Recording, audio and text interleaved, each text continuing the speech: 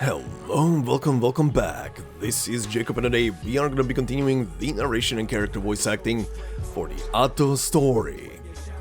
Alright everybody, time for part 2 and the usual shenanigans, but before we get to any of those, to anybody who bumps into the voiceover through this very episode, you can find a full playlist for this and some other stories as well in the description of this very video. So enjoy and thank you very much. But yeah, part 2. So today we're gonna be also covering stage 4, which means in the outro section we're gonna be recruiting our dear Mitsukue here from the story into our fold. But before we get to that, you know, in the last episode I was kind of like halfway joking when I was calling this, considering how many Yakuza game references there are in this story so far. I was kind of halfway joking that this is just a Yakuza story but masquerading as an Arknights story. You know, after today's part and depending on how the story is gonna end, I am super convinced at this point that Hypergriff, they just went to RGG Studios, plucked either their main writer or one of their writers, dragged that guy's ass over to their own studio and told them, you write me a Yakuza story right now, and then Hypergriff just added Arknights elements into the mix. This legitimately just is a Yakuza game at this point, at least a story, and you cannot convince me otherwise. This is a Yakuza game story with Arknights elements, pretty much. And I do not mind it, as I do love the Yakuza game stories and just the Yakuza games in general. I mean, literally recently, like I said in the previous part, finished playing through Yakuza 0 on top of that, so I just feel like at home right now with this one. But I will say this though, before we go into the recap. If you finish the story and are just listening through this just to have some fun and stuff like that, or if you are listening through this and will finish through this playlist, if you're convinced that you like this story in general and how it played out, go and play the Yakuza games. Like, legitimately, go and play the Yakuza games. Either start with Kiwami 1 or Yakuza 0. I would personally recommend starting with Kiwami 1 instead of 0. I know most people start with 0 because it's a prequel, but 0 has so many references to future Yakuza story plots, because it's the prequel and it's the 6th game in the series, that I would recommend starting with Kiwami. As someone who played recently Yakuza 0 as the 6th game in the series, I can vouch for the fact that it's such a better experience if you actually play through the 5 games prior. The amount of references for the next couple of games is insane, especially that very final like 20-30 second cutscene is just magnanimous if you actually, you know, experience the previous games in the series. But yeah, if this has convinced you, go and play them. I think most of the games are also for free available. I don't know about the Xbox Game Pass, but I think most of them, or maybe even all of them, are available on the PlayStation Plus subscription if you have that. On PC, they constantly go on sales, especially around the big periods, like for super dirt cheap, under €5 kind of deals. And they're all games that are like, depending on what you're doing, if you're just focusing on the main story, you're gonna be done in like probably 20 hours. If you're going for everything, you look for like 60-70 hours of content in front of you. They're good. You're gonna have fun. They're brawler games for the most part until you get to the newer ones that are turn-based games, which is kind of wild, and I still have to see those. But yeah, look, I cannot glaze them enough. The stories themselves, like the plots, might not be the greatest things ever. They're political plots most of the time, but look, it's Yakuza, it's very samurai coded, which this kind of also embodies it to some degree so far on top of it, and yeah, look, they're just good. The characters are great, and the final thing I can say is a plea. If you are gonna go and play them, do not play them in English. I implore you. The first couple of games especially, do not play them in English. The first couple of games are just cringe in English. Also, the legendary performances you're missing on. They have such legendary voice actors that are also lending their faces to the characters on top of everything that you will not get out of the English dub. You will not. It's just, I've seen clips and bits and pieces of the English dub from the early games, and it's my spine is leaving my body and it's crawling away kind of deal. Do not do it, please. But yeah, that is all I wanted to say. sorry for the Yakuza glaze, but do yourself a favor. Either go and watch just the cutscenes or play the games themselves. If you want to focus on story, go focus story. But anyway, time to recap.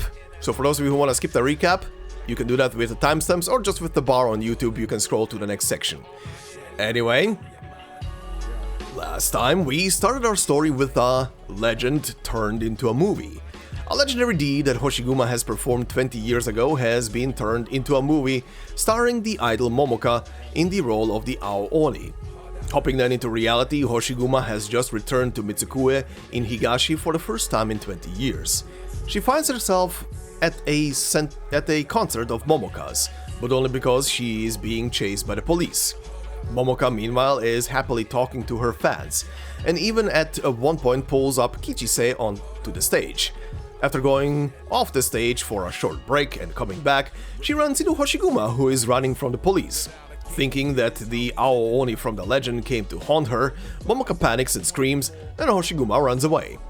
A very short time later, Hoshiguma finds herself at a food cart close to the concert venue, where she runs once more into Momoka, who again panics as she thinks a ghost is haunting her.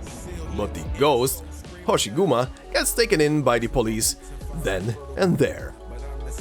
At the police station, Detective Koreto is questioning Hoshiguma about the murder case from 20 years ago, but the statute of limitations has already expired.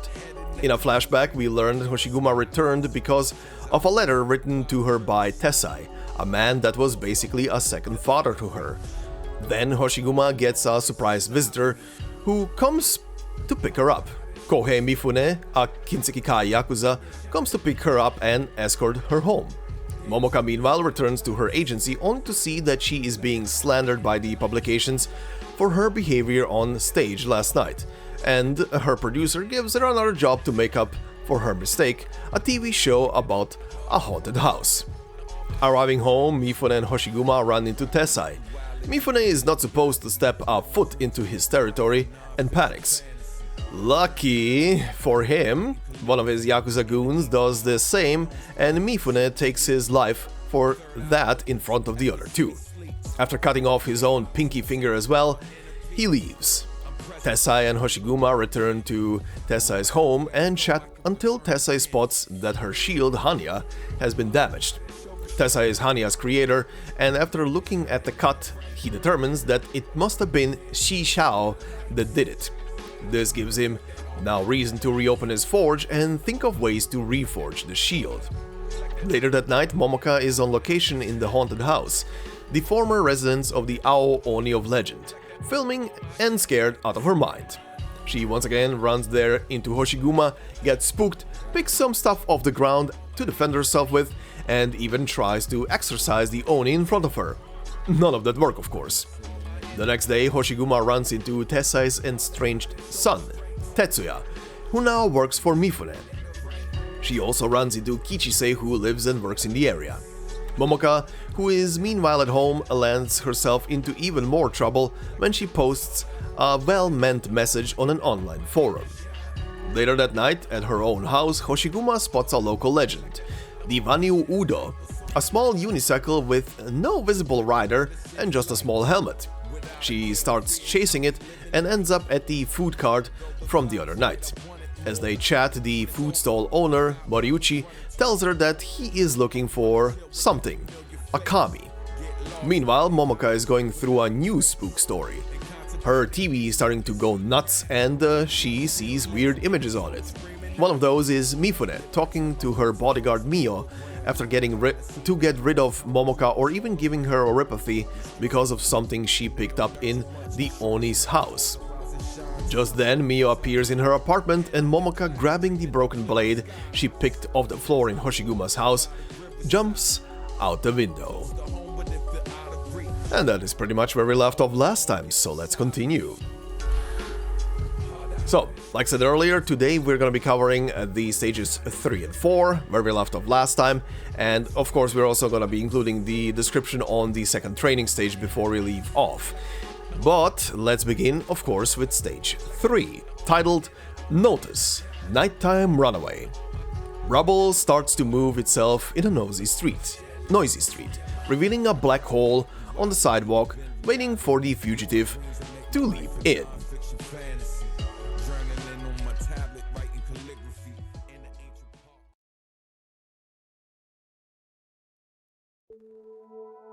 Kami? Yeah, I think all the funny stuff going on around Mitsukue has been tricks played by these Kami-sama. And I'm looking for one of the many out there. You don't believe me? Only are more familiar into monastery type stuff. Besides, I'm finding it hard to guess what Kami-sama would be so bored as to hop on a unicycle and curse my house. Sounds like most other Oni I know. Why are you looking for this Kami-sama? Do you think one of them's cursed you? The opposite, actually. Did me a solid once.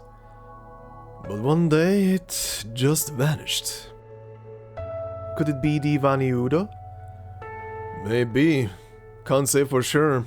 After all, I can't tell what the unicycling Kami-sama looks like. So, mind doing me a favor? If you see the Vaniudo, or even lucky enough to see its actual form, help me check if it looks like this. Moriuchi pulls out a ring of keys from his pocket, with a tiny keychain attached. A Maneki Neko? Isn't that a mascot Higashi's felines created based on feline beast stewards? The Kami-sama I met practically looks the same, apart from the size difference. Hoshiguma-san, since you're no ghost, then I wager you're after this Vaniudo to figure out what's up with your house, yeah?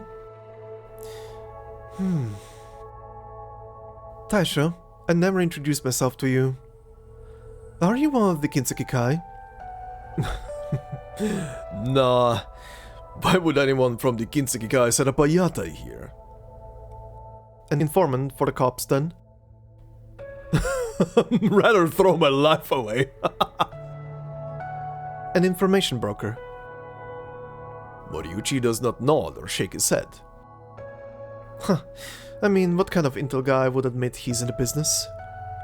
But if you're in the business, then I don't think it's fair for you to ask me for help without offering anything in return. What sort of reward would you like, Hoshiguma-san? If it's information, I can tell you all I know. Don't worry about it. We can come back to that once I figure out what kind of information I'm after. Anything that would cost you your life if you talked about it? Best to let me know beforehand. Last minute confessions won't get you any help from me. No, if you really manage to find me a useful clue or two, nothing's off the table. Deal? Deal. Alright, so where should I go looking for that Vaniudo? A shrine? Don't forget, the city under us isn't called Naninanzai Mitsukue Yashiro for nothing. This is the Southern Court's de facto capital, Mitsukue Grand Shrine. You can't possibly want me to go on a whole pilgrimage route. Of course not. Do you know where's the place locals call Kizuna Jinja, the Shrine of Bonds? Heard a bit about that one? Though, if you know exactly which one to go to, why haven't you gone yourself? Kamigami are fickle beings. They'll willingly appear before some, but won't graze others, no matter what. And you're part of that other group? Seems so, ever since that Kami left me. Taisha, my scooter's all busted. Help me fix it before the guys chasing me catch up. Why are you here? Still think I'm a ghost, huh? Oh, wait, so you're not?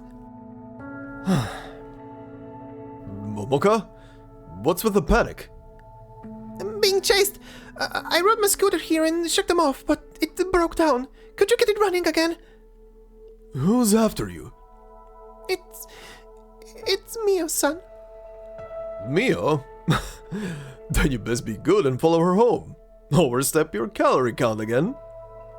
No, she wants to get rid of me. My TV suddenly freaked out and started broadcasting scary stuff. She was talking to Mifune-san. They said death or oripathy. Tasukede! Momoka starts to babble incoherently. But Ryuichi has no time to react before Hoshiguma walks over to the scooter. Death? Oripathy? Momoka-san, did you offend them somehow? All I did was post one message. I wasn't planning anything or scheming with Tessai. Nuh-uh. Scheming with Tessai? Let's see if this ride's fixable. Why don't you go after the Vaniudo first? Playing dumb, information broker, son? This is my second time scaring Momoka-san here. She's in a pinch now, so I should do what I can to even the score. Momoka-san, I promise you, as long as I'm here, nothing will happen to you. Thank you. Someone's coming from Nita Street. Are they after me? Kinseki Kai outfits. Seems to be the case. Taisho! Ghost-san! Save me! Ghost-san? Me? Sorry, I still don't know your name. That aside, your ride's back in action. Hop on, and leave the rest to me. Ghost-san!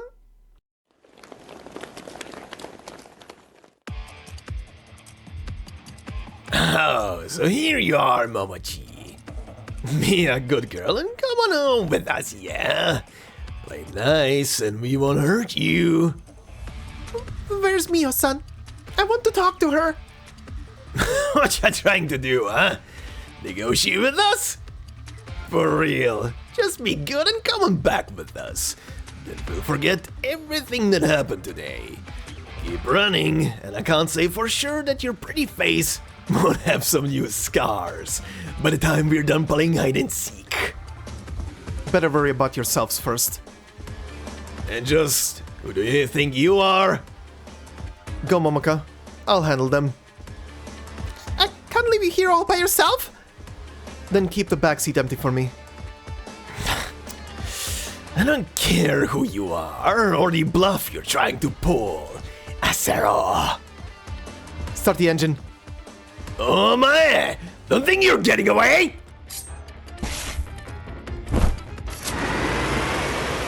Momoka revs the engine, and the one-horn Oni jumps onto the scooter's back seat as the Yakuza's weapon swings through the air. Chikshaw! Fire! Fire! Fill that pesky Oni and arrive with holes! What do we do? Just keep on riding as fast as you can. Leave everything else to me. Momoka is unable to take in her words. She was already hyperventilating before, and her fear turns her into a sobbing mess. But through her tears, she realizes the lack of crossbow bolts flying past her. She hears only the sound of metal crashing into metal behind her and the dull thump of bodies hitting something. She does not know what's going on behind and can't let go of her worries, so she can only cry as she turns her head around. Bolts, daggers, and desperate punks, all slamming into Ghost-san's shield. The shield stands only half a person's height, but in the single-horned Oni's hands, it is practically a wall behind her scooter. I'm gonna turn! Don't worry about me. You'd ridden this fast before? Only when filming and it was fake, I didn't have a choice anyways! What did they teach you when you were filming? Counter steer, then lean in. Yeah, just do that. Momoka wails even louder as she imagines failing to pull off a countersteer. She can already picture a scenario in her head where she pushes too hard, sending Ghost-san and herself flying straight into the Yakuza's hands. Whatever! Sparks fly from the vehicle, but it still manages a thrilling turn around the corner. Now going straight, Momoka bites her lip and grips the throttle tightly. The tremendous velocity even blows her tears off her face into the breeze. The clamor of their pursuers gradually fades away.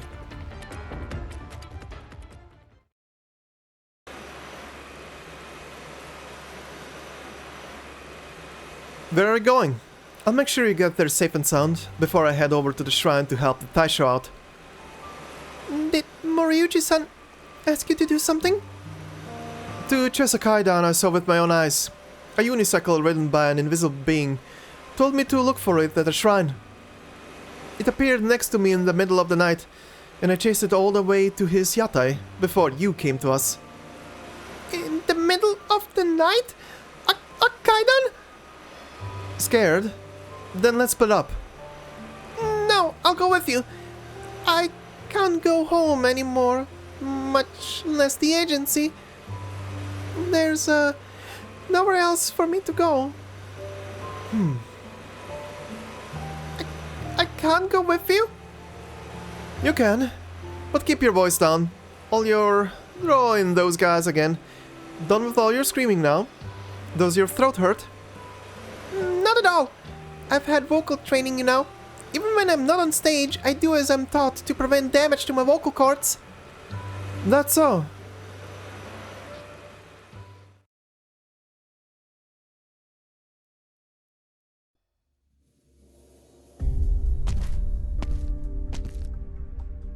You're back?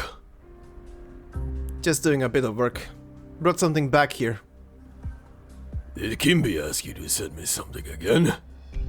I won't be able to use it, so go back and leave me to my work. Hoshiguma's shield. Hanyaa, right? You met her? Even if I didn't, I've heard enough of her from you over the past few years. Take that strange mask off your face. Why do you care what I wear? Didn't Kimby tell you to put that on when you went over to his place?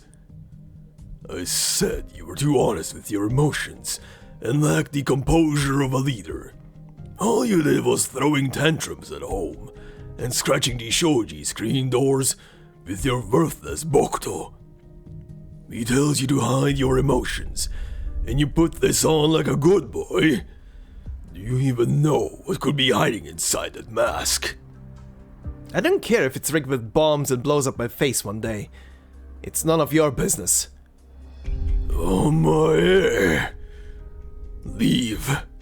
I want you and your lousy mask out of my sight. Leave? Me? What about my mother? What about her? Today is the day she died, Chairman Tessai. Today? You forgot everything. All you think about is your reopened forge. That's no excuse for you to hang around with that viper Kinby. Viper? And how did Ka-san die again? What did he do when she died? What did you do? If he's a viper, what does it make you? Shut up! What are Ka-san and I to you, Kinseki Kai? Huh. Forget it. There's nothing for us to discuss. I'm going to pay my respects to her. Don't get in my way. What? What is it?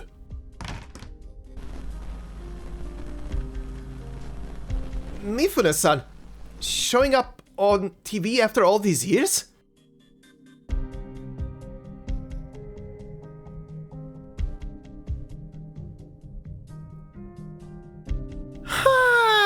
That was a fun pachinko sesh.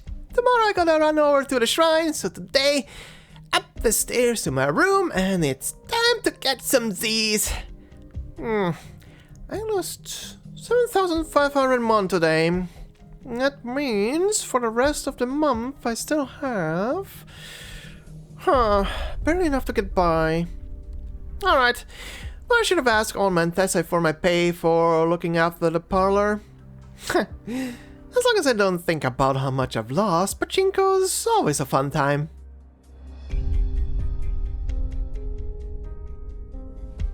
Face wash done, TV's on, terminal charging.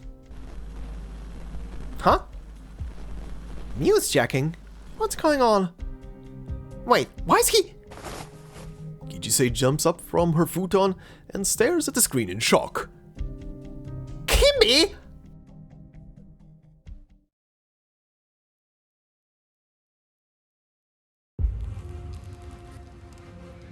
Logs, cache, hardware traces. All traces clean. From terminal placements to signal hijacking and the aftermath. The whole process took about 2 hours. Everything that had to be verified is done. The broadcast, linking to live monitors, and live subtitles. All okay. There were minor glitches from signal fluctuations, but they weren't anything unmanageable. A little workaround here and there, and it should be all good to go next time. Kanpeki. I'm so tired. I want to sleep. Logging in for 2 hours straight is my limit. I'm so sleepy. No, I can't sleep here. Even a Kintsugi channel employee taking a nap in here would be pretty suspicious. I have to go back to that cramped and lousy office. Huh? An interim broadcast? Uh-oh. I gotta hide.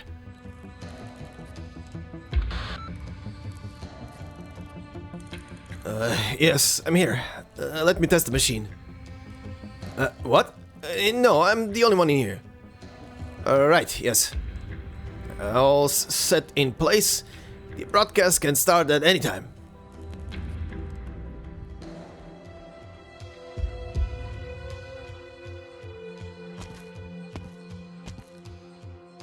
Mio-san, what a rare sight. Our command the Chikuwa, body burden beast tendons and foul beast eggs are must-tries too. If you fancy something lighter, may I suggest our daikon or combo nuts?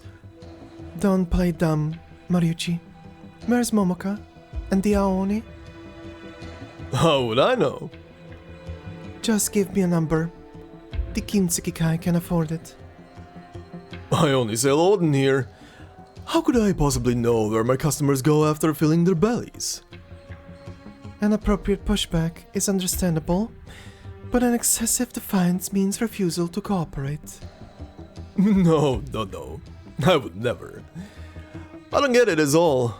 She's just a showgirl at your mercy, without any kin in the city. Where could she possibly run off to? What harm could she do to your Kintsugi-kai? Are you trying to pull information out of me? I wouldn't dare. Mio-san, I'm sure you've known her for a long time, even longer than I have known her. She got to know me because my Odin's yummy, and I know all about the Kaidan in the city. I only offered a few comforting words, and to be honest, we're not that close at all. But I can tell she's just a lost little lass being pushed around with no bad intentions. I'm sure you spend way more time with her, so what say you? I see you're insisting on your silence. Come on, let's not put it that way. How about helping me leave a good review for this spot? Something about this place being a rare gem and a great bang for your buck. Why not have some Odin to appease your hunger and mood? Chikuwa, tendon, egg, daikon, and combo nut. One of each. Mio-san, you... So you had no intention of giving me a free meal? I see how it is. Fine for Momoka, but not for me. What? Oh, no. I just thought you'd never allow me the honor of serving you my humble cooking. Here you go. Itadakimasu. She claps her hands and dips her head before her meal, then takes the chikuwa from the paper cup for a nibble. It's hot. The noise echoing down Nita Street suddenly dips in volume. Pedestrians fall silent at the exact same moment, like foul beasts on a single tree suddenly stopping their chirping. But the silence only lasts a few seconds before a uniform voice booms from every television screen on the street.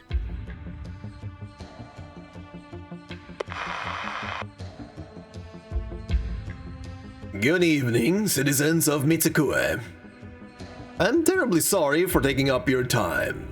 I, Kohei Mifune, have news to break to you all. When's the last time your boss showed his face on a program? More than a decade ago. The singer and actress Momoka Hanyu is currently missing. I repeat, the whereabouts of popular singer and actress Momoka Hanyu, who has a long-term contract with our company, are currently unknown. According to reliable sources, Momoka-san's disappearance is closely linked to the Kaidan tales circulating in the city.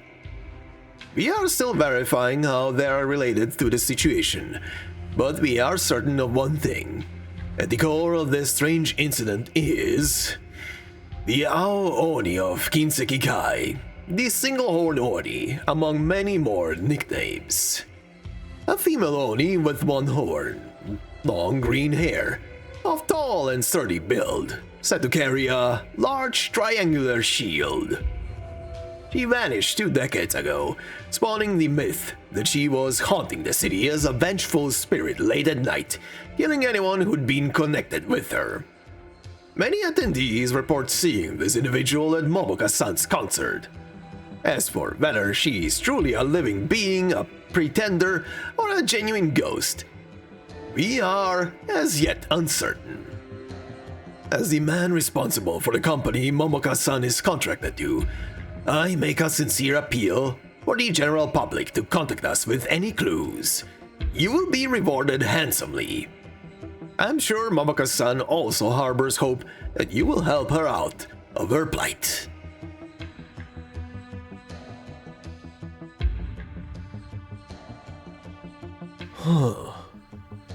Just for that? To find Momoka and the Aoni? What did they even do to provoke Mifune? None of your business. I don't get it, Miyo-san. Is this last really worth your boss getting so worked up? They've got Mifune casting such a wide net over the city, woven of every pair of eyes glued to the TV. Moriuchi sees a flash of something. A tanto. In the same instant he lacked any time to respond, the short blade stabs into the wooden oden table. If you choose to be silent, then it's best you stay silent. Not even a word. Remember this well. It will be very sad to see your Odin disappear from the city.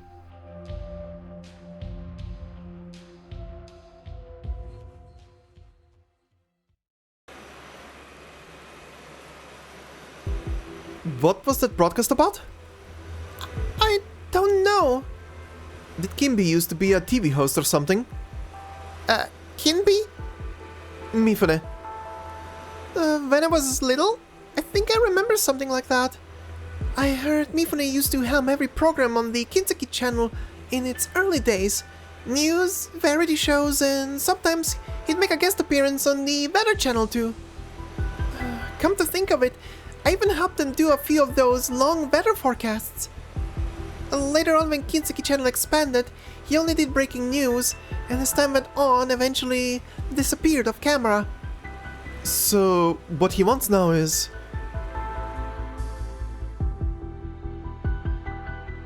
Yo, that bike over there! The Ao Oni! She's really with Momoka! So should we stop them?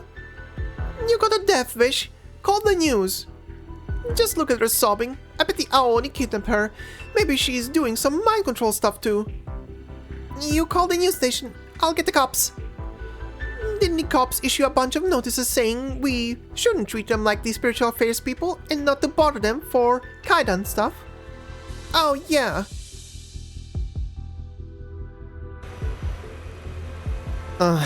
We should speed up.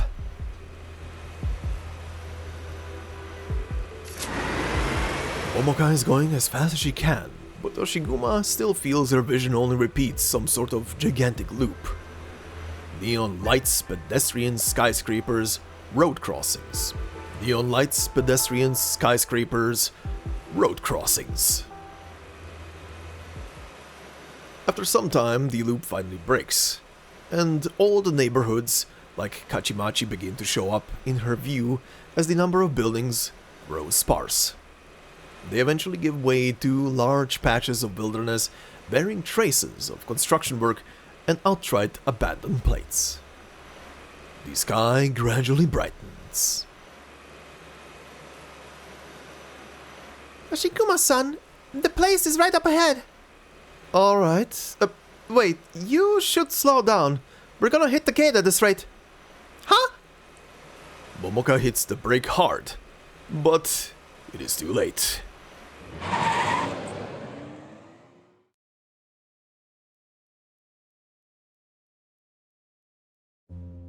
The scooter zooms into the shrine, only stopping right in the middle of the garden. Thanks to Momoka's excellent balance, the two are spared from being thrown off the vehicle. Oh no, what if they think we're being rude? Kanoshi-sama! A woman's fighting her way in again! She's on a bike this time! Again? I don't know why, but no one's stopping her. Them, I mean. And they're right in the center courtyard. Them? Check and see if it's a Vulpo, won't you? Vulpo? No, it's an Eager and an Oni. They brought back terrible memories of last time, and I didn't look at them clearly in my panic. Sorry. It's not your fault the concern wrecked your nerves. Whoever our guests may be, I'll simply entertain them. The rest of you, calm down and focus on your own work. I'm so sorry. I didn't mean to do this. I was just so nervous I forgot to use the brake. I was wondering who it was. Are you not Momoka-san? Kanoshi-sama. You know each other? Momoka-san used to be a regular visitor here. She last came 5 years ago, and I thought perhaps her wishes came true, and that she was now living a happy life. No, not really. I just got so busy that I no longer had the time to visit. No need to be sad. This is the Kizuna Jinja after all. You found success in your career, so I'm sure you're from lots of ties and connections with others. May I know how to call Momoka's friend here? I'm Hoshiguma, looking for someone. Whom, may I ask? The shrine is quite bereft of clergy. No, I'm not looking for a priest. I came here to find a kami-sama for somebody. Specifically, I'm looking for a unicycle with an invisible rider. I guess people in Mitsukue call it Vaniudo. Is it really a kami? If they were looking to establish some sort of connection or looking for a blessing, I'm afraid they should come here themselves. Prayers made on someone else's behalf will not work. He just wants to meet the kami. Didn't seem to care much about the forming ties or getting blessed type of thing. Mariuchi-kun is truly a stubborn one. No, I should praise him for his tenacity. You know him? He's the one who insisted on meeting a specific kami with no want of blessing. We've become quite well acquainted over the years. So this means you can help him find the kami, right? Nah, Moriuchi asking us to do it for him means the priest failed. It is as you say. We priests cannot do anything if the kami themselves are unwilling to appear. Well, the two of you haven't technically disrespected the shrine, other than driving your scooter onto the grounds. What should we do? Do I have to apologize to the kami-sama? How do I do that? Let me think. To appease the kami's anger, please go over to the Omamori stall there and buy a full set. What? Then go to the 100-mon Omikuji and draw fortunes until you get one of each. Sue-kichi, Chu-kichi, Dai-kichi. It's alright if you draw one of the others, unless you get Daikyo. Then you'll have to start over. Finally... I'm just joking. The kami would never punish someone over a scooter. What? I pray the two of you will obtain what you truly desire here. Now, plenty of divine work awaits me, so I shall take my leave.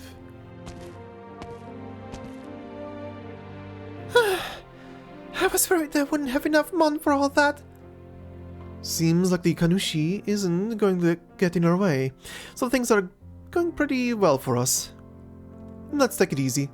I'm gonna go over to the Omikushi section for a break while I look around the place. That works. Hoshiguma slowly goes around the vacant shrine grounds. She knows so little about shrines and Shinto, she cannot even tell if it's a Hondan, Haiden, or Heiden standing before her. The only things resembling Moriuchi's keychain are the two statues behind the stone lanterns that were obviously based on Pero B's stewards. But the breeze here is cool, and she cannot help but to recall her youth when she visited a monastery with her father.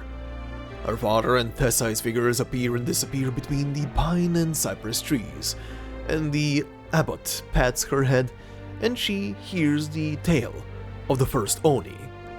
That Oni's name seems to be Quilon. Hoshiguma-san! Hoshiguma-san!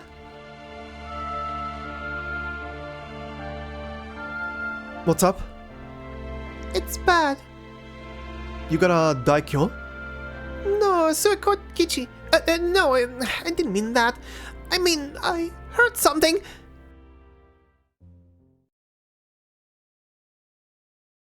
Divani Udo?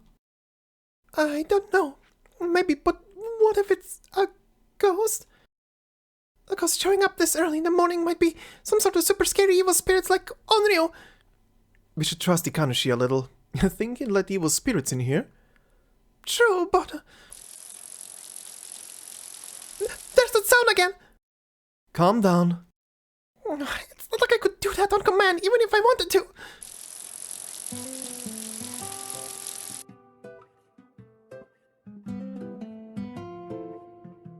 I didn't expect it actually show up here. There's tracks on the ground. The unicycle seems to realize its tracks are giving it away and turns toward the stone pavement. What do we do? Isn't this better for us? Now it's locked onto the stone pavement. But how is a kami unable to hide its own tire tracks? What do you mean, unable? It spoke?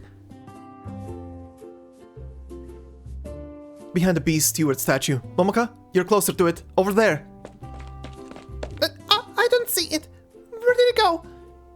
No, it circled around to your back. My back? Ghosts after me? Misfortune befalls anyone who sees the Faniudo, but it's actually chasing me. Is my life over? Instantly, the girl and unicycle seem to change positions. The latter now hot on Momoka's heels, as if she was being chased by it from the very start. Momoka, hold still! Still? She does not grasp what is happening, but still subconsciously stops her steps.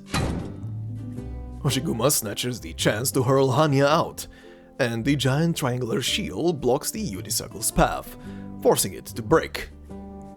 Now keep holding position, Momoka. I'll catch it. Don't, and I mean it, don't panic if it runs toward you. Okay. Hoshiguma closes in on the unicycle, blocking it from any escape routes. It stops in tracks as the handlebars twist left and right. Perhaps it does not know where to go, although it is no difficult decision. On the one side is a tall Oni, while on the other stands an Ager. It just chased all over the place. The pedals spin frantically, and the unicycle speeds straight for Momoka. Momoka, grab it!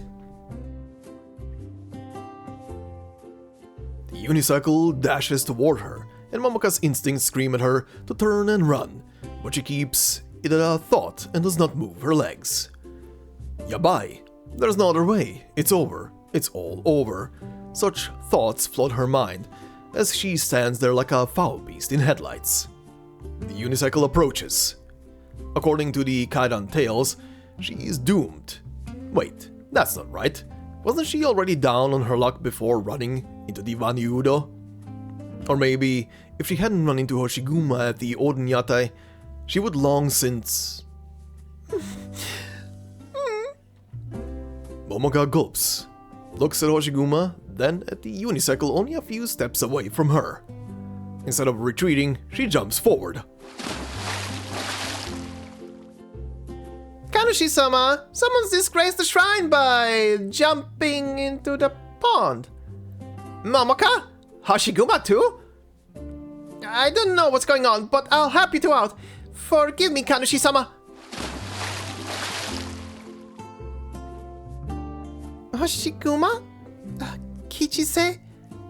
And, One side of the pond lies a small unicycle, leaning against a rock, pedals still moving on their own. The thing on the unicycle appears before her, with a cycling helmet fitted perfectly for its head. Its bright brown eyes stare somewhat helplessly at all the water dripping to the floor. Beside her, Hoshiguma's expression softens after making sure she's alright. She nods in greeting to the person behind her, whom Momoka guesses is Kichise, then turns to look into the distance.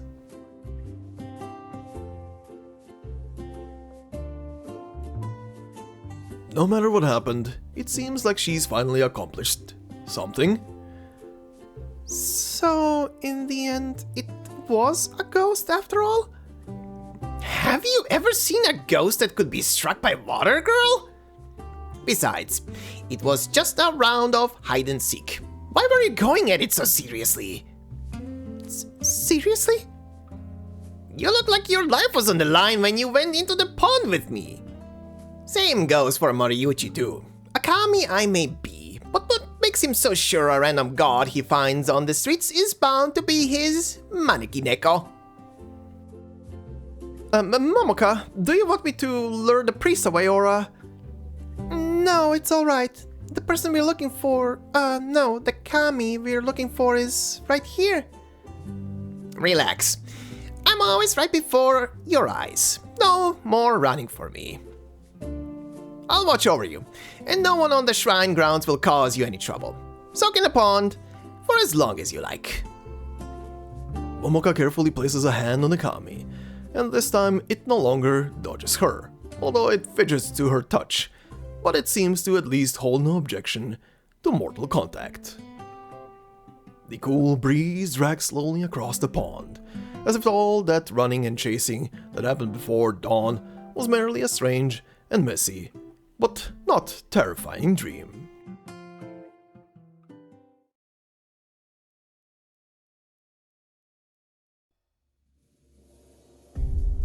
Empty-handed, are you?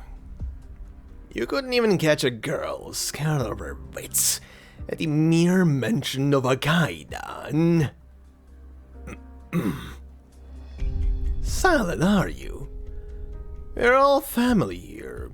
We can laugh all this off, yes? That's not it, Oyabun. She was with that Aoni, and we weren't strong enough. Weren't strong enough? Mifune takes a fierce step forward, face nearly coming into contact with the bold Yakuza. Colluding with Tessai to obstruct Kajimachi's development, disobeying my orders, and fleeing without permission, even getting mixed up with that individual. Do you think you could get off just saying you weren't strong enough? Oyabun, I am... Do you know what happened to Takehiko? Yes, you were forced to kill him with your own hands, and afterwards organized a grand funeral for him, even weeping as you held a memorial at his grave. And who truly killed him? Was it me? Of course it was that old bastard Tessai, he... It was you! All of you! One by one, you proved your incompetence, allowing Tessai to get off scot-free, and that's how Takehiko died! Mifune's hand slowly reaches inside his sleeve, as if to take something out. The gangsters dare not move until their Oyabun pulls his fist back out into the open, slowly opening it. Several heavy gold coins fall to the ground. Are those kobold coins? I found these in a drawer. Pick them up. They're yours now. Arigato, Oyabun, but what for? The next time, you would tell me you're not strong enough. Just cut off your own arm, and use these to buy you a state-of-the-art prosthetic. Am I clear? Oyabun, Speak! our people went northward from Nita Street and located Momoka and Hoshiguma inside the shrine. Do you hear that? The ninja I personally cultivated are more capable than you lot. Learn from them. All of you. This shrine, huh? Yes. A shrine. Sacred ground on solid land. No one will be happy if trouble occurs there. You mean... Take this useless bunch and surround the place. But be discreet. Just make sure there is no way out.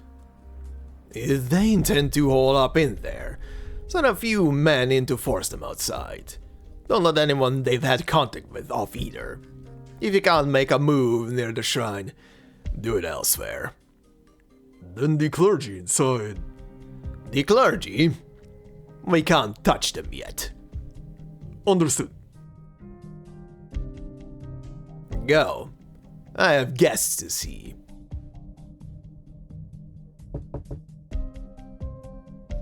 Mifune-san. The frost on Mifune's face does not disappear at once, but it slowly melts when he sees Tetsuya, as if somewhat comforted by a hope for a new life after much toil and tumult. The guys who just left. Same slackers as always. You're the hardest worker I've got. Enough about them. How was your visit home?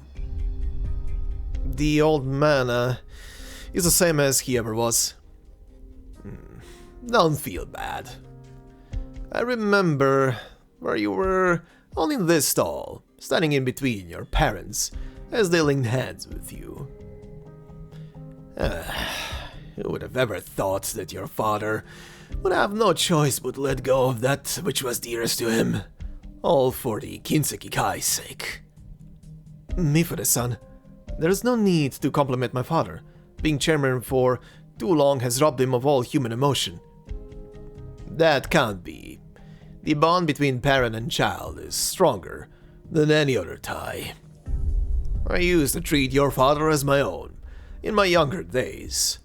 Unfortunately, the old man scored me, and that's how our hostilities began. But this Northern Court spy incident may prove to be an opportunity.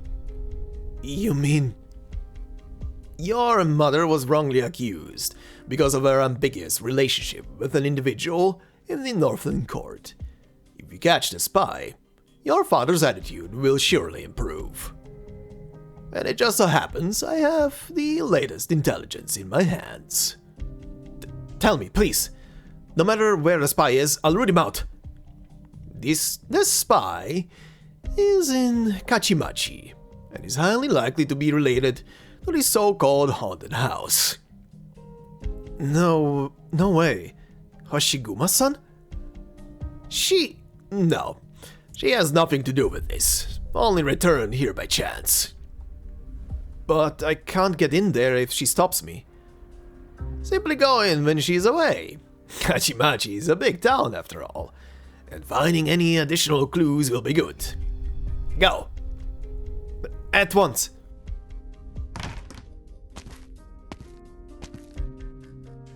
Mifune's expression changes again when he sees a woman enter the room after Tetsuya leaves. Tired, very impatient, and a sort of confidence mixed within, a sort of certainty that everything is under control and he merely has to wait for an opportunity to strike.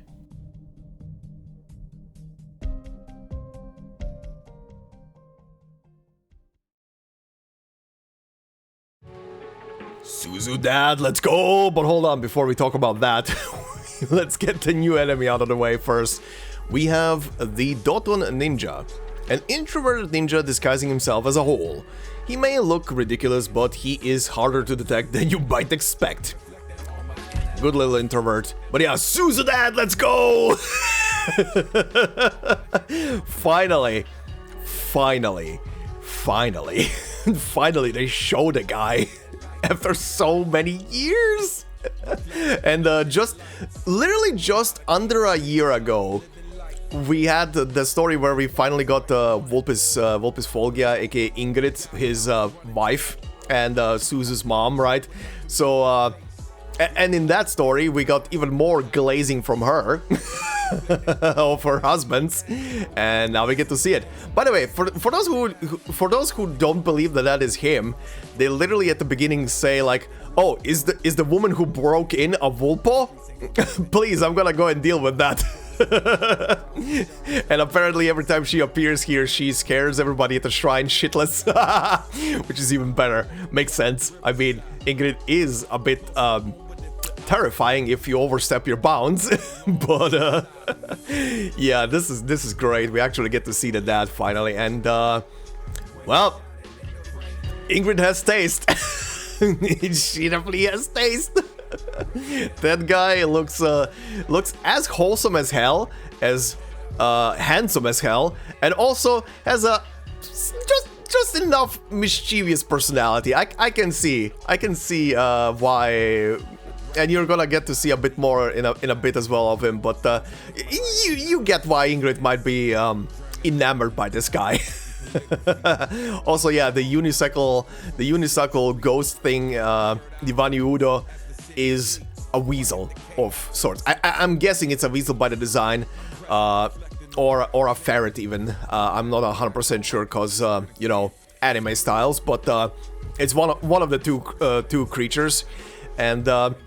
Yeah, I mean, they call it Kami here, but it's pretty much just a beast lord or a beast aristocrat, however you wanna twist and turn it. I mean, over the years we had what? We had beast lords at the beginning, then recently we renamed them to beast aristocrats. And now we call them Kami here.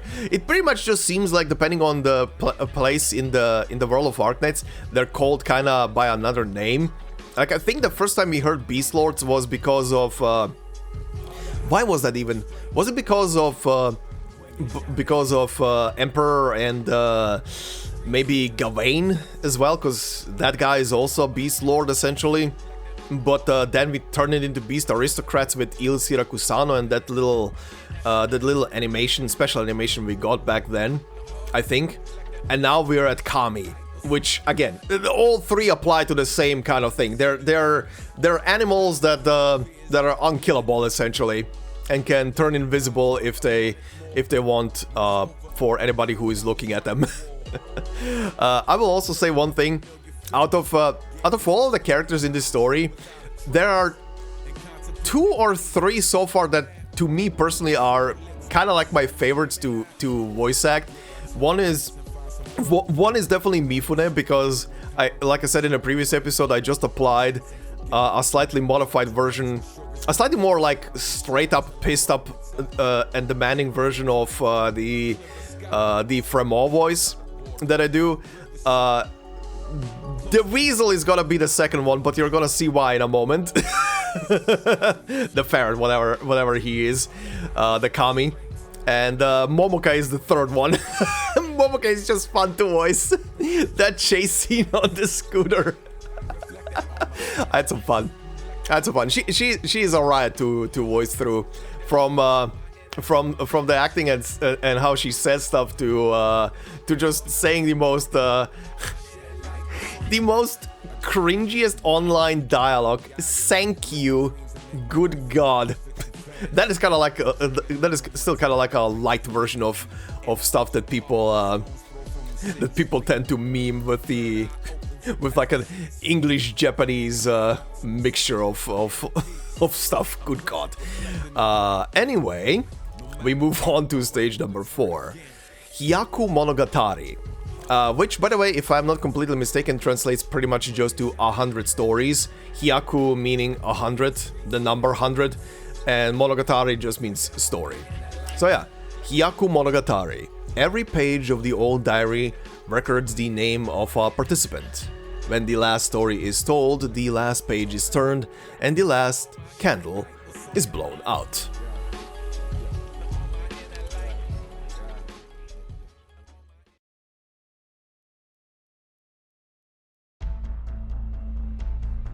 Mifune-san, How are you doing with the task I gave you? our Diet member has finally approved the separation of the Kintsugi group from the Kintsugi Kai. As long as you now accept the role of chairman, the Kintsugi group and the Kintsugi Kai can go their separate ways. Then why don't we hold the succession ceremony during tomorrow's fireworks festival? What do you think? Tessai's views have not changed. Now he even has Hoshiguma on his side. Is one day really enough time for us to... Yes. I saw your brow twitch. I know what you're thinking. You know I don't joke about things like this, yet you still don't believe me. Basically, you think that I shouldn't have forced you to forge a letter in the old man's name, and that calling Hoshiguma back here did nothing but cause trouble for everyone. Is that it? 20 years ago, Hoshiguma and that shield of hers spilled quite a bit of blood. After all, it was the last thing the old man forged. Mia, have you ever been to his home? Yes, many years ago. What is his house full of? Televisions. That's right, televisions. The old man might be stubborn, but his instincts are still sharp, some of the time. He knew that if the Kintsugi Kai continued their unending torrent of bloodshed, we were bound to be destroyed sooner or later, so he set his sights on originium crystalline components. He quickly converted his metalworking shop into a workshop for crystalline components, and it was an instant success. After that, the old man no longer had time to forge the legendary weapons he loved most. Just as his crystal business was really taking off, the old man suddenly acquired the materials and techniques to forge shields from a fallen noble house of the Mitsumoto faction. They say that he spent nearly half of the group's liquid assets to acquire them. That shield, the last shield the old man ever forged, the shield he had spent so many assets to acquire. Do you ever think it might have had some special significance to the Kintsugi Kai? The transition to a new leader. Even you knew that. But the old man just let the matter sit there. He kept putting it off and putting it off, all the way until the Southern Court was about to hold the first meeting of its Diet. You young ones grew up with the Diet, but back in my day, no one even knew what it was. We thought the Diet was going to revamp their bureaucracy as soon as they took office, but it took them a few years to get around to it. Back then, all we've heard was that the members of the Diet were to be chosen from among the commoners. The entire Southern Court was in an uproar, and then that poor fool, Koreto, emerged. The candidate? Yes, he had a whole heap of political views, but his core aim was to drive us, the Kintsugi Kai, out of Kajimachi. He roused a bunch of useless rabble and had them shouting and yelling outside Kajimachi all day and night. It made it impossible for us to do business. The old man, no, not just him. The old Kintsugi Kai didn't take Koreto seriously at first. But every day, he recruited more and more troublemakers. So, you decided to get rid of him? Yes, and you know the rest of the story, of course. After Koreto died, the Kintsugi Kai learned what real public fury looks like. That was also when I learned that the For great clans, the members of the Dyad are nothing but stage props. But to us, they're people who can decide our fate with a single word. With all due respect, you could just come out and say it. If Chairman Tessai refuses to yield, you'll need Hanyaa at the succession ceremony. I say, sometimes you really do sound just like him. Of course, Tessai lording it over to me is one thing. Hearing it from someone as steadfast and frank as you is another thing entirely. In truth, once the Kinsuki group splits from the Kinsuki guy, I obviously can't stay on as chairman. Is there anyone else besides you who can take my place? The day I step into politics and build a power base of my own, you and your Kinsuki guy won't be forgotten. Mifune bursts out laughing to himself. The woman before him remains expressionless. Is it habitual impassivity, incredulity, or mere indifference to Mifune's grand vision? There's no way to tell.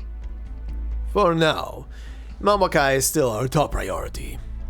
She knows too much, and she's in cahoots with that information broker. He even leapt out of a window just to keep Soneguchi's broken blade on her. Don't you understand what that means? Mifune-sana... You were too kind-hearted to kill her, and you were willing to admit that to me. That's good. I can promise you this much. We can reconsider our plan to infect her with loripathy. First, however, you must bring her to me. That broken blade she's carrying, we must recover its guard, no matter the cost. Secondly, there's no way she can continue her career as an entertainer. From now on, she'll have to remain firmly under our control. Are you okay with that? You are most magnanimous. No. When you bring her here, she should be the one thanking you.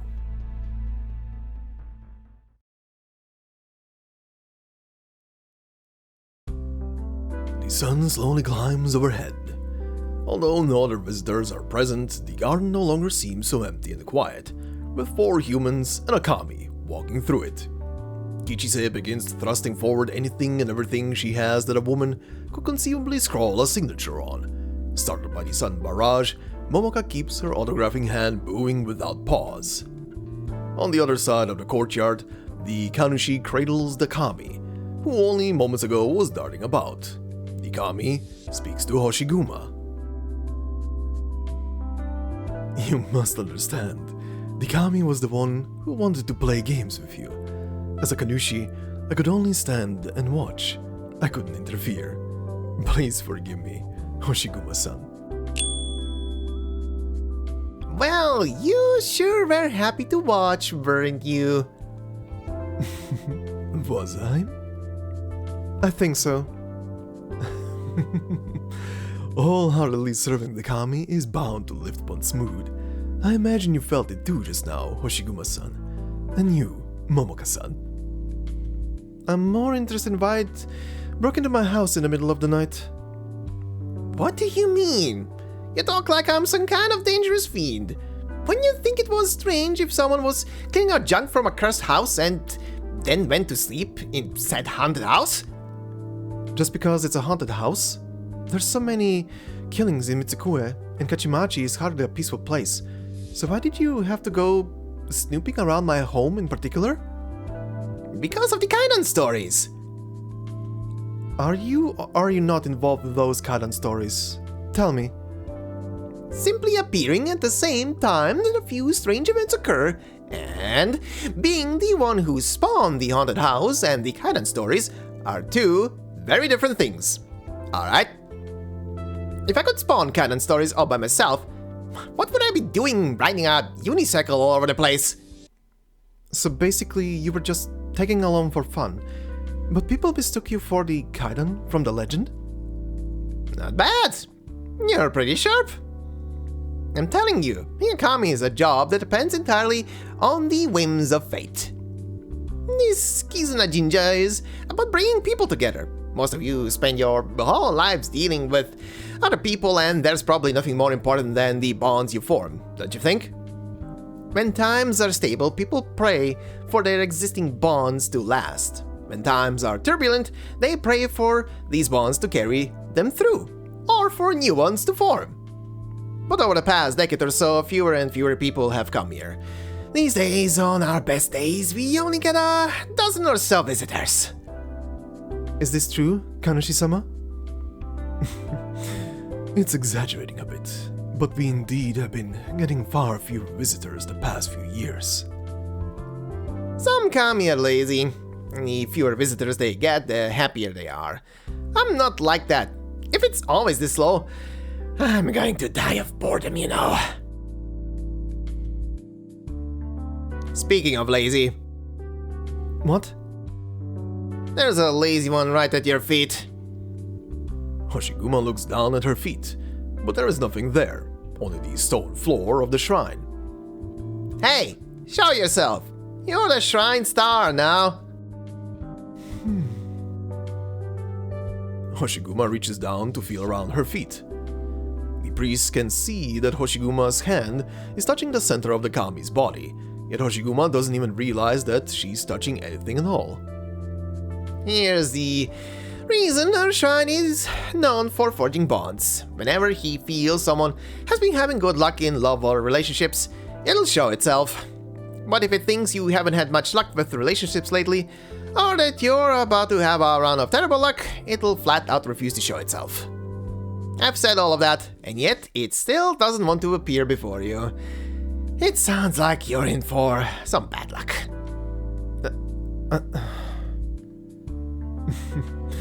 Your actions will determine your future. You don't have to take its words at face value, Hoshiguma-san. Why are you speaking against your own kami? Basically, when people get bored, they tend to pursue random aims. Kami are no different. Right after you disappeared, the Kaidan tale started to spread through Mitsukue. There's nothing wrong with chasing a few Kaidan to pass the time, is there? Why the silent treatment? Do you fear your imminent misfortune? Not really. I just didn't expect that a kami would chase after something so fleeting and unreal. Why, you little... Regardless, you are not the kami Moriuchi is looking for. Of course not. But might it trouble you to come travel with us? Talk is cheap. If you could just chat with him the way you're chatting with me and Momoka for a bit. Kanushi-sama, help! This only wants to seal away your beloved kami. These past few years, Moriuchi has given me many gifts, including a never-ending supply of Oden. Forget it. I'm a softie after all. I'll go with you. Hoshiguma, have you finished your chat with the priest? We're almost finished. Where's Kichise? She left already. She had to go back and mind the store. Is this girl coming with us? Yes, Momoka is coming too. She knows all the Kaidan stories. That should be enough to convince you to tag along, yeah? I already told you I was going. I didn't need more convincing, so why does it matter that she's coming with? Despite its word, the kami still pedals its unicycle over to Momoka, sniffing to the left and peeking over to the right, looking thoroughly intrigued. Little girl... I've seen so many of your TV shows. Have you been afflicted with some kind of... curse? How should I know? I'm actually afraid of Kaidan. I just want a quiet life without all the weird stuff. You're not the least bit curious about them? I just want to advance my entertainment career. The Kaidan stuff helped me broaden my audience, but I don't really feel, that's the best way to do it. Entertainers should rely on their own talent to bring people joy. That's how it should be done. There aren't too many people who still think like you do. Interesting. By the way, I wanted to ask you something. Last night, some really scary stuff happened in my house. Out of nowhere, my TV started controlling itself. It showed clips of me singing, cut together with those blaring emergency alerts. Then at the end, I have no idea why, but it played a really really scary video. What was the video about? Some cryptid, bloody murder scene? None of those things. It was, a video of Mio-san. And soon after the video ended, she actually did show up at my place. Wasn't that just your TV on the fritz? That's not the kind of kaidan I'm looking for. It's not? You've been studying these kaidan. Don't you think they're actually just humans messing around? You really don't get it, do you? If the ghost stories were all just human mischief, why even be investigating them in the first place? Each of these kaidan defy any conceivable explanation. When people can't figure out the cause of something, guys like Boruichi just go and pin the blame on Asakami. And if even Akami can't figure out what's going on, well, that just means there's someone or something stronger, more mysterious, and way more thrilling than me pulling the strings behind the scenes. But you're the one riding the unicycle. That doesn't matter. Don't try to change the subject. So you mean you're also chasing Kami? You're chasing the Kami above the Kami? Exactly. Kichise? You swapped terminal numbers with Kichise? Yes. The agency doesn't usually let me interact with my fans, and she's such a big one. Hello? Kichise? What? What? That's not true. I didn't mean it. That's not what I meant. Right, I never once said I was running. Yes. Uh-huh. You can't talk now? You think you're being followed? Okay. Well then, I'll, Oh? The shrine too? Right, I'll tell everyone right away. Be careful. Someone spread word that you're running away? Kichisa said it was spreading all over the forums. It didn't seem like some random rumor, more like something Kinseki channel deliberately leaked. What's up with Kichise then? Kinseki guy was tailing her. She also said the area around the shrine might not be safe. She saw people sneaking around when she stepped out through the shrine gate. The next time you see Kichise, please thank her for me. You really don't need to be too worried. Whether or not Yakuza are running around Mitsukue, even if they dare invade a shrine, they're just causing themselves trouble. If you need to take shelter within the shrine grounds, you can head inside. I'll handle everything else. If you'd rather leave, I'll show you the way out. Take the side path. I think we'd better leave. The longer we stay here, the more men they can deploy around here to get us. Momoka, you're gonna have to ride the scooter. Okay, I've been riding it all night. I think I'm starting to get the hang of it. Then we'll be going, Kanoshi-sama. If I go with you, are those Yakuza going to chase me too? We'll try our hardest not to attract any attention. Then I'll be the one providing cover. By cover, you mean... You're going to help us draw away the Yakuza, right? That's pretty much the idea. Playing those slow-witted Yakuza fools every now and then, well... it's not as thrilling as chasing Kaidan, but it does pass the time. I'll make a break through the front gate first, to distract the dumb Yakuza-goons. You all slip out the back, and we'll rendezvous at that moron's yatai. Before anyone even has the chance to respond, the unicycle shoots through the shrine gate like lightning. Its pedals spinning so fast they're just a blur. It seems that Kami really cares about you. But now's not the time for sentimentality. You two come over here. I'll show you the way.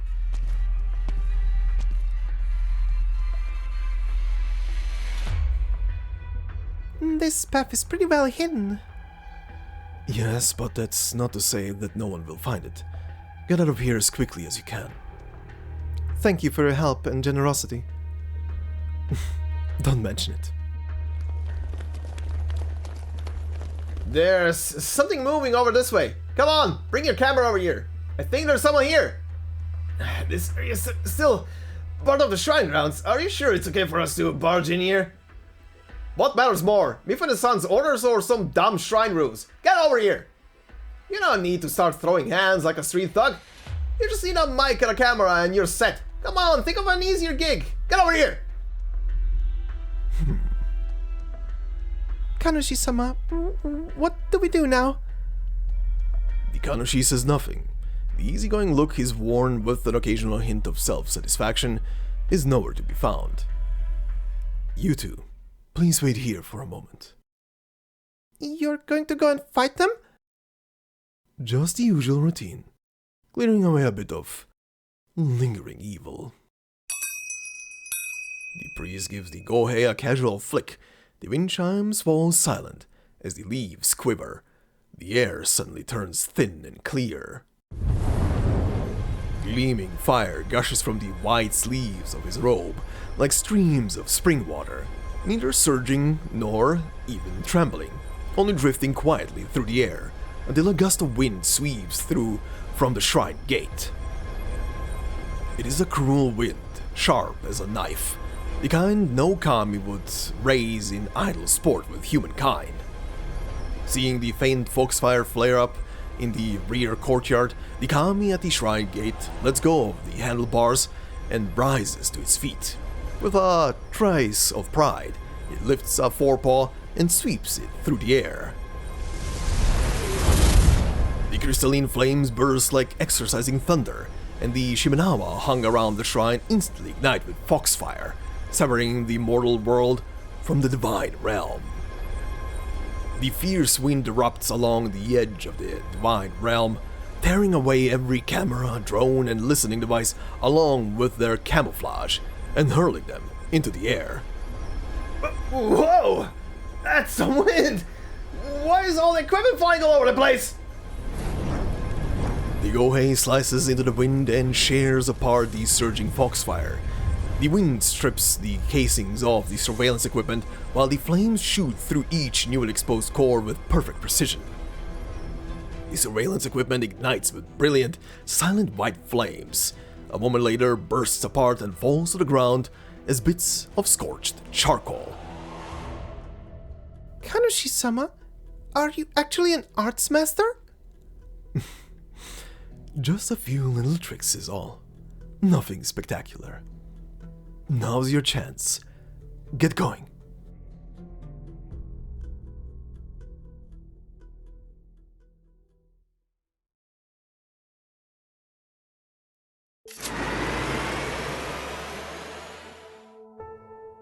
Hoshiguma and Momoka?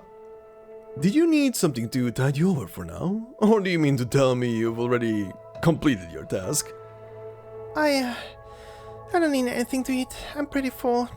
I feel like I swallowed enough wind on the way over here. The Kinseki Kai are still chasing you? Thanks to the Kami-sama's guidance, and by taking a less traveled route, the journey back went relatively smoothly.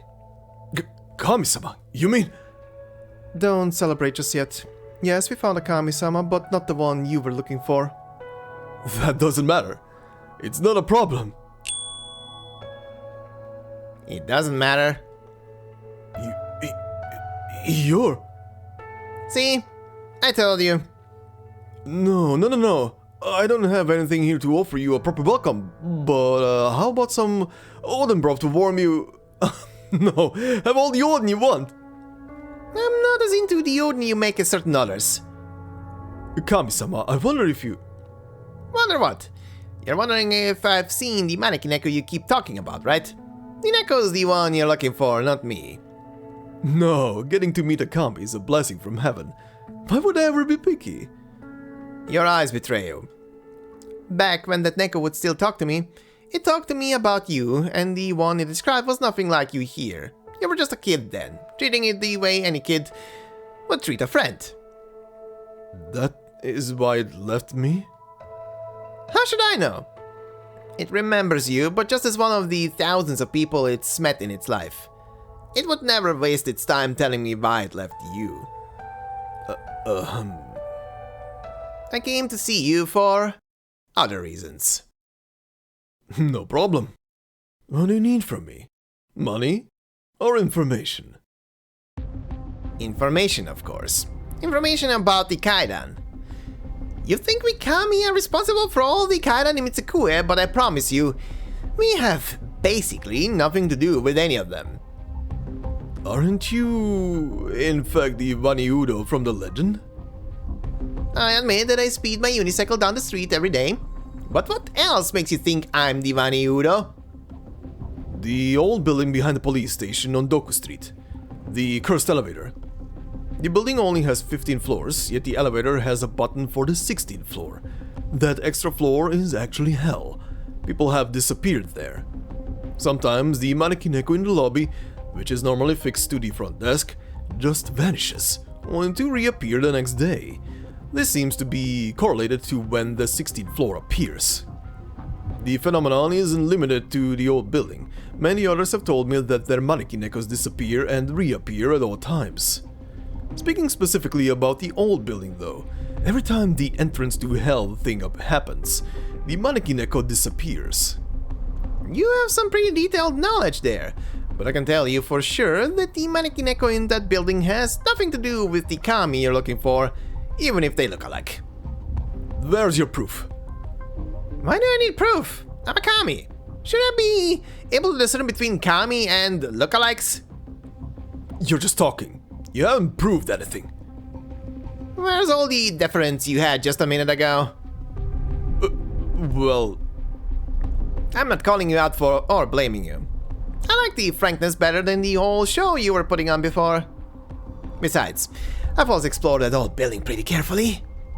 First, there's no hidden button.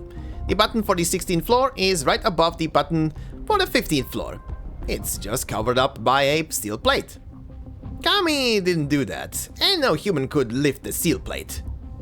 so you're saying the button for the 16th floor has been there all along, just covered by a steel plate? A pale look comes over Moriichi's face. See? Even you think it's silly, right?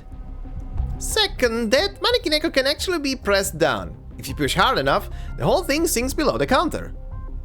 Did you push it? Yeah, I pushed it and nothing amazing happened.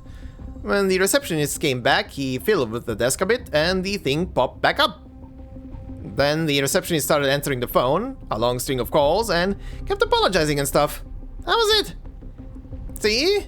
What we have here is a quirky receptionist, but you're saying it's a kaidan.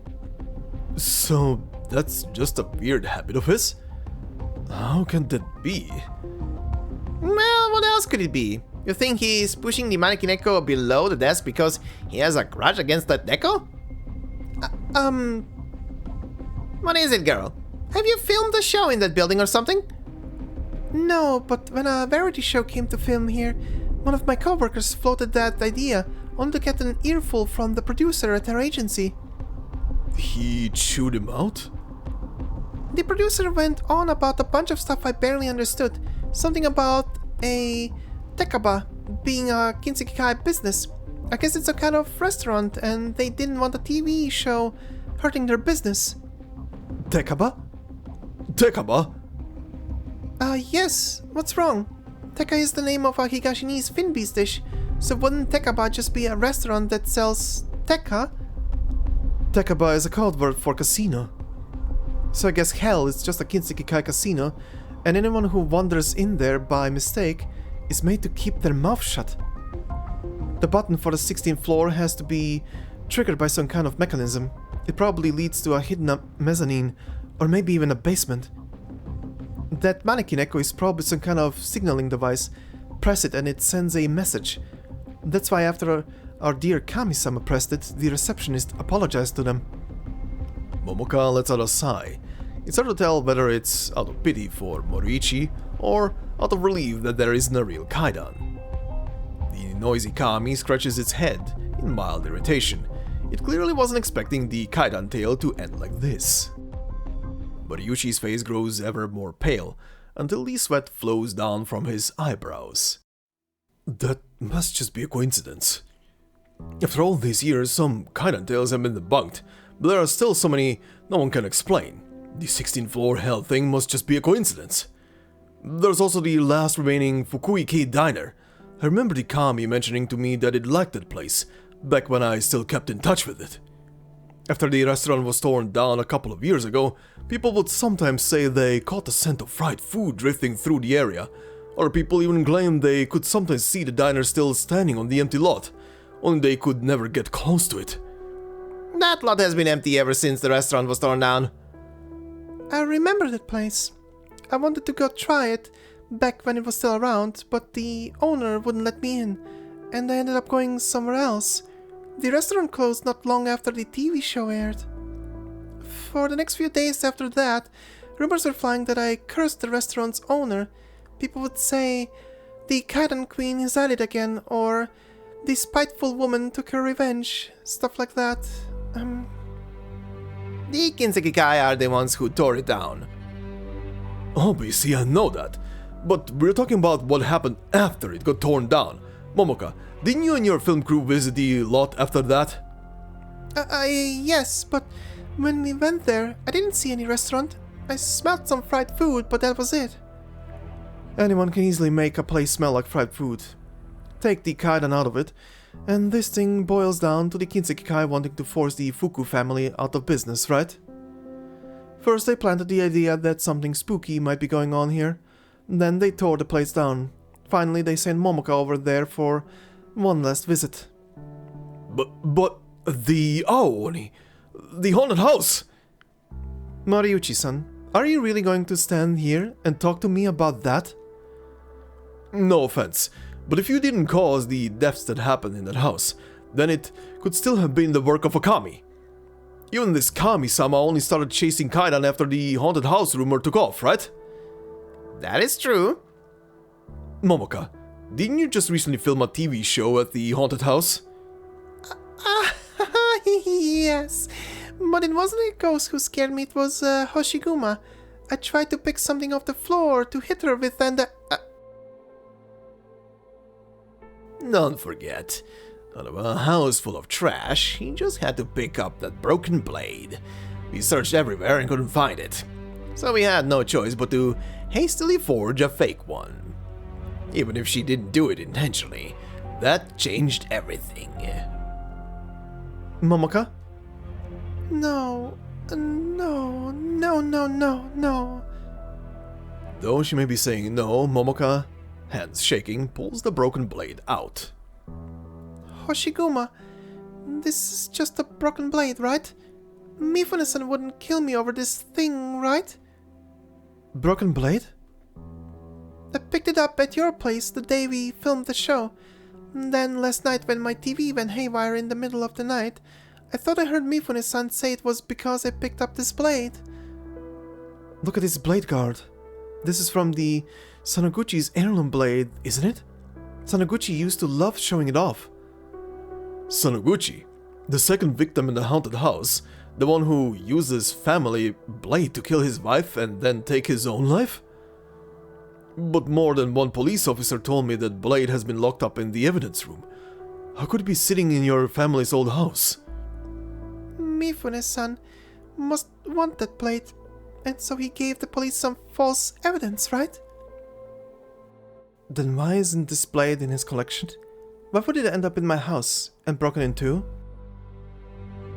Besides, when a gangster goes mad and kills himself, the Yakuza practically welcome the cops to investigate. Just to watch them come up empty and leave in frustration, there's no reason for them to forge evidence.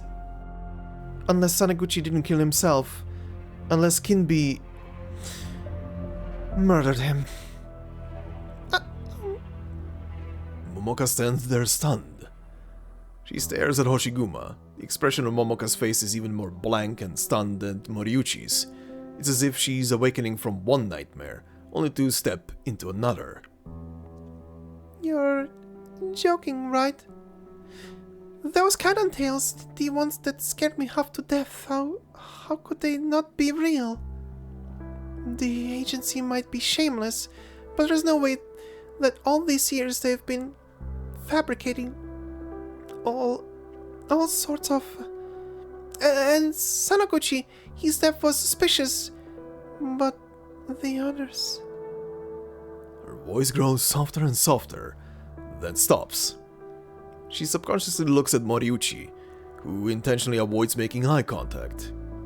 She suddenly realizes that she has been looking at Moriuchi because she thought he shared her pain, while he averted his gaze because he didn't want to admit the truth. So, all those businesses that closed after I visited them, those live streams where I did as I was told and weird things kept happening where people got hurt, and those eerie noises, the ghosts, the fleeting shadows, were they all fake?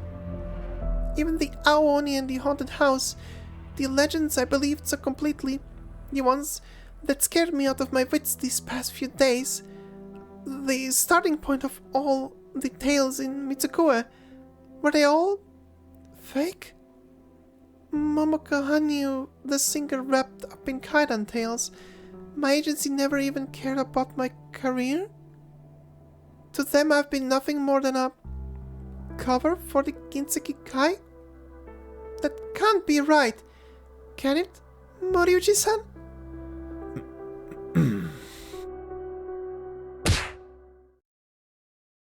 Moriuchi-san? It's an ambush. Get behind me. Momoka is still frozen in place.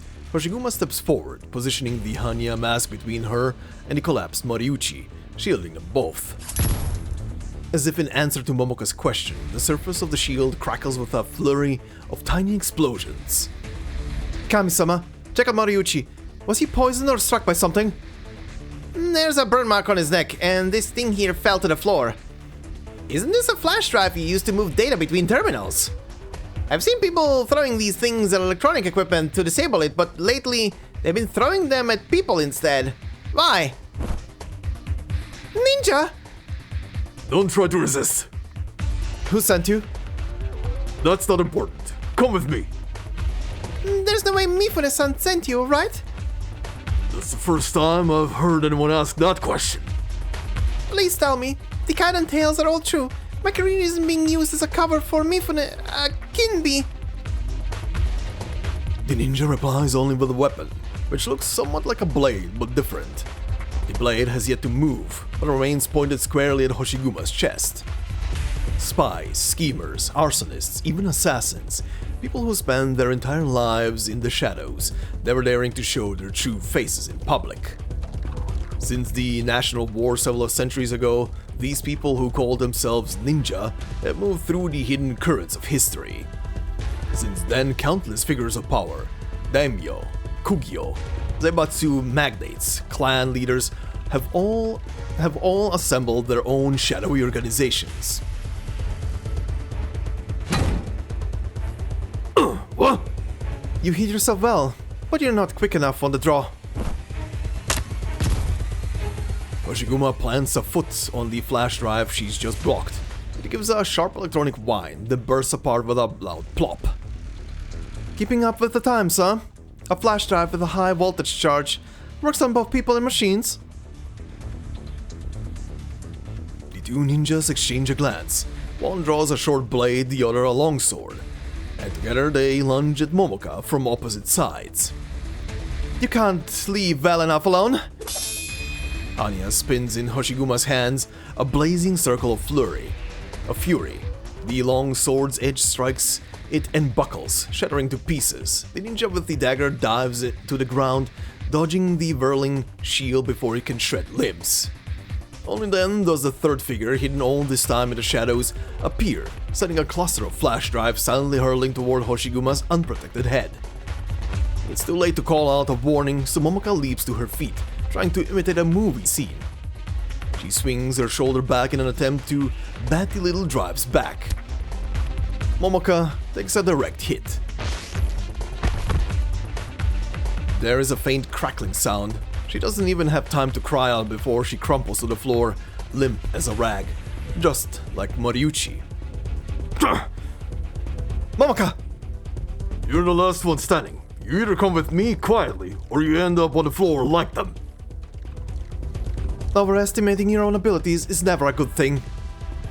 Enough talk! How are you?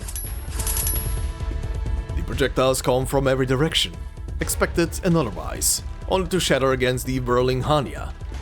She's trying to run by carrying the other two on her back! Stop her! Hoshiguma charges the nearest ninja head-on. The black-clad assassin slams into the shield, snapping many ribs. She is about to break through the encirclement when her shoulder suddenly feels light. Something has yanked Moriuchi up into the air. A hook? Moriuchi is still dangling in midair when Momoka is snatched up, like a doll caught in a crane machine. Hanyaa slices through the rope attached to the grappling hook. Momoka drops safely into Hoshiguma's arms, while the Oden Yatai owner is flung by the momentum and lands in a heap in front of his own cart. One of the ninjas seizes the Oden man, leaps into the air, and vanishes among the buildings of Nita Street.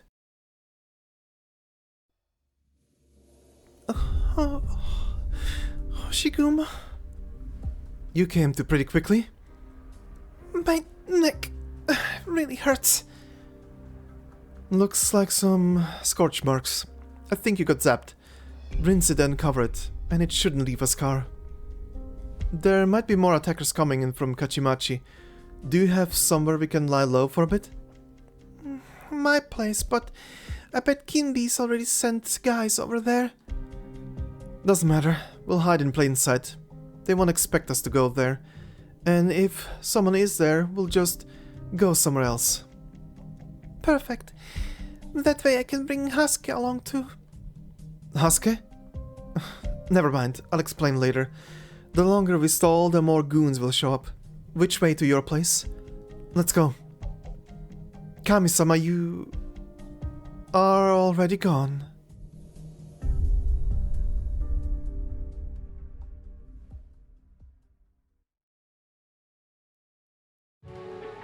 Nin databayo. Anyway, before we do anything and wrap up this show for today, one new enemy here, which is the Futon Ninja, a fast ninja who is able to take flight briefly. A visiting Colombian delegate looked at him suspiciously for a long time. I wonder what the implication there is with that last sentence, if either this guy is from Colombia or he stole some Colombian tech. I don't know, but very funny. And before I say my final words for today's part, we have the training stage, Snowflake's screen. Snowflake-like dots roil like a trapped memory knocking on the screen from inside, looking for a way out. The agitation ceases and a cold face emerges from the crack. More spook stories. And of course, we have our new member to add here to our ranks, so let's do that. Defavored. ただのバーテンで屋台大衆であとは物探しがちょっと得意ってくらいかなそんでドクター俺からは何が欲しい Okay, guy sounds as relaxed as I was expecting him to relax. Relax? Sound. That's what I meant. But yeah, I think for anybody who has played a Yakuza game at this point, you get what I meant when I started talking at the beginning of this episode about Yakuza games. This really is just a Yakuza plot. Mifune trying to become part of the diet is, yeah. And also Mifune and the Kitsuki Kai being the ones responsible for the horror stories being spread around and scaring people with those and getting people to leave the premises essentially as well, just so they can acquire more land.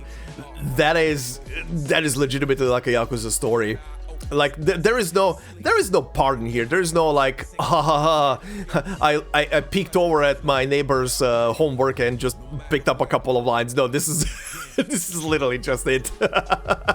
It's kind of crazy. But yeah, we also get to see Suzu's dad a tiny bit in action as well, which is very nice. He seems to be, I mean, obviously very proficient at arts, which makes sense. And also, we got to see yet another Beast Lord Aristocrat Kami, I guess. A Shiba Inu, a pink Shiba Inu, who looks absolutely fluffy and content with anything around himself.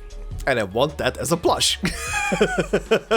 I know there are Shiba Inus out there as plushes, but I want that one. That guy looks just super relaxed. And of course, right? Of course, there's gonna be a Shiba Inu, a Beast Aristocrat, right? That is kind of like a given for this area.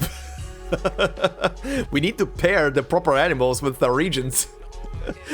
But yeah, so far the story is very fun and interesting. I do wonder how it's gonna end, but considering how much this is following a Yakuza plot so far, I have ideas, but we'll see next time if those ideas are gonna bore fruition, because Yakuza plots tend to hit super hard when they get to the emotional sections. Like I said earlier, the plots themselves might not be the strongest points of a Yakuza game, but the characters and what they do with the characters, their backgrounds, their acting, the stakes for them, that is just something. It's something. It's something that is hard to describe how much it can hit. Yakuza 0 has proven to me, for example, and even Yakuza 3, that they can hit into emotional spots. They can definitely hit into some strong emotional spots, like tears down your cheeks emotional spots. But that is for, I guess, another video or something? But yeah. All I'm gonna say now is thank you very much for watching and listening. If you enjoyed this part, please consider leaving a like, it would help out a lot. If you're new to the channel, consider subscribing. And if you want to support me more directly, memberships are open on the channel. And as I always say, no video will be behind a membership. It's purely there for support, so thank you very much to all the members already doing so. And I hope you all have a fantastic day wherever you are. Final thing that I want to say before I leave you off with the clips is I recently started the playthrough and lore playthrough at the same time for Arknights Enfield. For anybody who wants to watch it, playlist is in the description of the video, might even pop up on the screen in a moment as well. But if you want to watch my journey through that game, I'm gonna be obviously making more and more parts, including more and more lore connecting back to Arknights in there as well at the ends of those episodes. So yeah, come along for the journey. It's probably gonna be a wild one, and probably gonna be crazy to find all the little hints and details to the base game that takes place in the past, essentially, from that perspective on. And so far, I'm having fun. The first part turned out a bit longer than I anticipated, and was quite a lot more work to actually fit together. The editing software had a hissy fit at the end. That was something. But yeah, anyway, playlist is in the description of the video and should probably also be on screen at some point. If not, it's in the description. So yeah, thank you very much, enjoy, and I will see you in the next one. Until then, bye-bye. Seems so, ever since that Kami left me. Oh no! Oh no! And they meet again. And they randomly meet again. Oh boy. Nothing will happen to you. Thank you! No. Wow, they're really pulling all of the all of the memes out of their goddamn hats for this story. Thank you. Oh my god. Indecipherable tongue click? Wait, I just realized. Indecipherable? How is a tongue click? How is this indecipherable? It's not a language. Excuse me? Whatever. Oh shit. Okay, that's cool. Oh yeah, here in this art they actually show the chipped off part on the shield. Here it's updated, but in her basic art they obviously don't use a different sprite for that. But they did update it, at least in these images. That's good. That's good actually. You'd written this fast before. Oh my god! What? No! No, I have to do this shit again? Oh, this is gonna be a headache to get down. Oh no, only when filming and it was fake. I don't have a choice anyways. Well, might as well immediately tap this sentence out for later, cause oh my god. Oh no, this is gonna be horrendous. Ooh, but in editing I can do some trickery.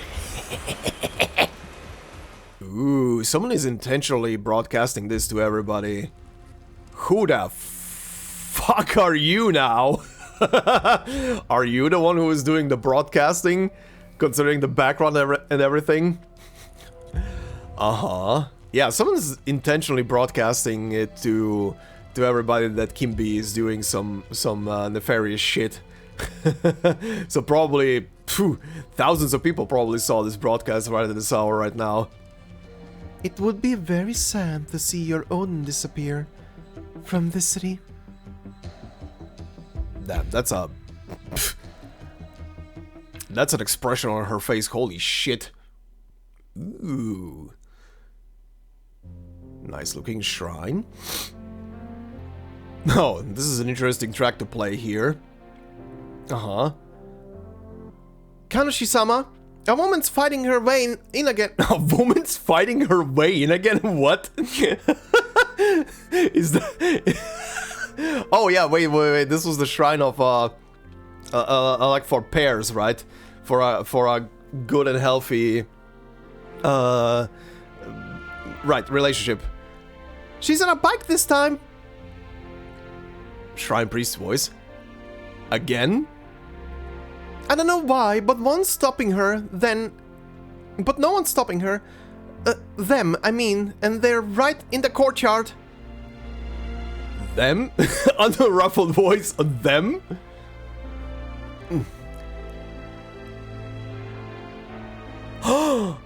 No. No. Why would you specifically say Wolpo? No. Check and see if it's a Wolpo, won't you? Oh. Oh, hold on. Is this... Uh-huh. A shrine priest, okay. Oh, wait. Who said the Wolpo thing? The unruffled voice. Okay. Check see if it's a Wolpo. A Wolpo, no, it's an Ager and an Oni. Alright. They brought back terrible memories of last time and I didn't look at them clearly in my panic, sorry. What is... It's not your fault that concern wrecked your nerves. Whoever our guests may be, I'll simply entertain them. The rest of you calm down and focus on your own work. Uh-huh. Oh. Is that him? Is that finally him? Okay.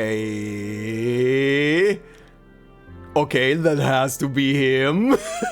I see many tails in on his back. Suzu, Dad? Is that you? They wouldn't drop the Wolpo all of a sudden there just for shits and giggles. That was intentional. Is that Suzu, Dad? Wow. Well. Well, I get my Ingrid is, well, into him. This guy has the looks. Holy shit. And she hears the tale of the first Oni. That Oni's name seems to be...